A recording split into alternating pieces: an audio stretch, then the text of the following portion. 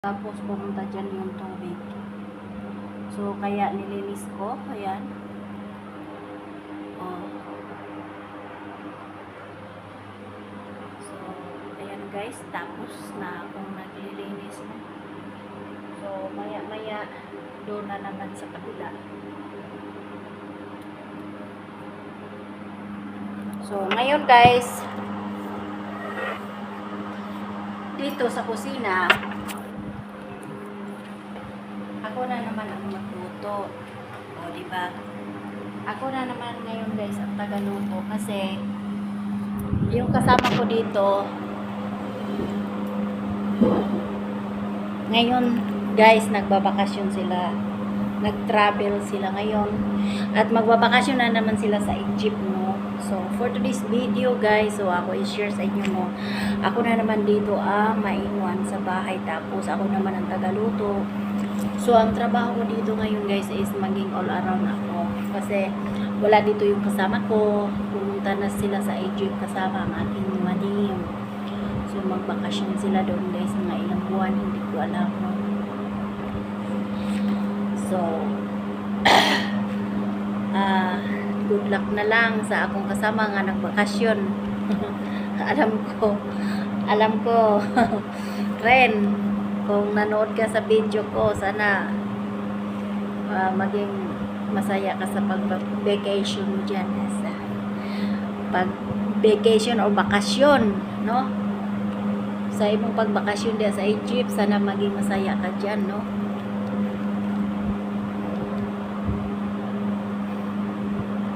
So ako naman dito guys, kasama ko yung mga anak sa amo ko. So ngayon, habang natutulog ba at hintay muna ako dito guys kung kakain na ba sila. Pero tapos na rin ako guys nagluluto. Ayan. Tapos na akong nagluluto guys. Habang nagluto ako guys, naglilinis din ako dito sa kusina. Ayan. So tamang-tama magkaluto sa aking mga niluto, oh. Tapos na rin ako dito guys naglinis sa kusina. So bukas uli na naman yung ibang linisin, no? Hindi naman pwede na uubusin lahat kasi pag gugulpihin mo napapagod ka din. So unti-unti lang guys. Kung sa Bisaya pa, hinay-hinay lang ang pagtrabaho hangtod nga mahuman o ana-ana. So kanina guys,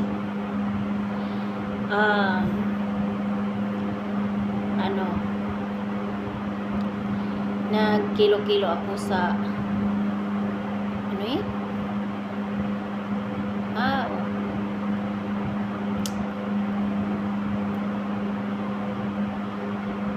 yung pala guys, yung mga bag namin ba, marami kasi silang dala.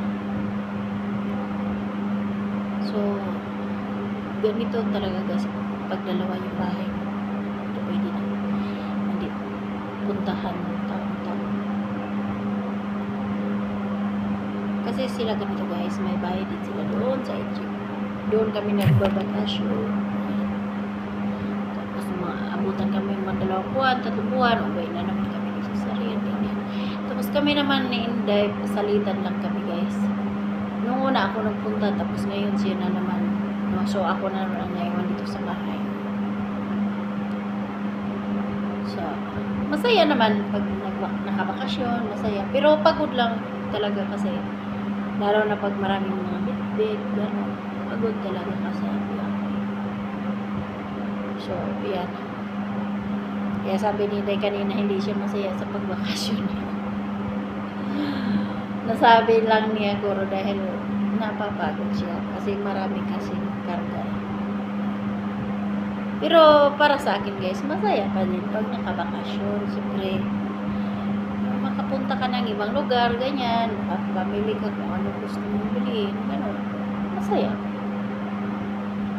Maganda din pag nakabakasyon ka, kaso pagod kang mag-travel dahil doon ka napapagod sa sa mga karga, ganun guys.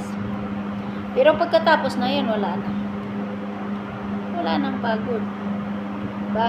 So, ulit, mapapagod ulit pag ano na naman, pagbalik. Pag-uwi na naman dito kasi marami namang karga, no? Pero normal lang na. It's a normal. Talagang ganun. Alangan po mag-travel ka na wala kang madala. Alangan naman na hindi mo dadalhin ang dapat mong dalhin. Alangan naman din. Kunwari, nagbabakasyon ka, alangan hindi ka bumili doon ng mga gamit na gusto mo, di ba?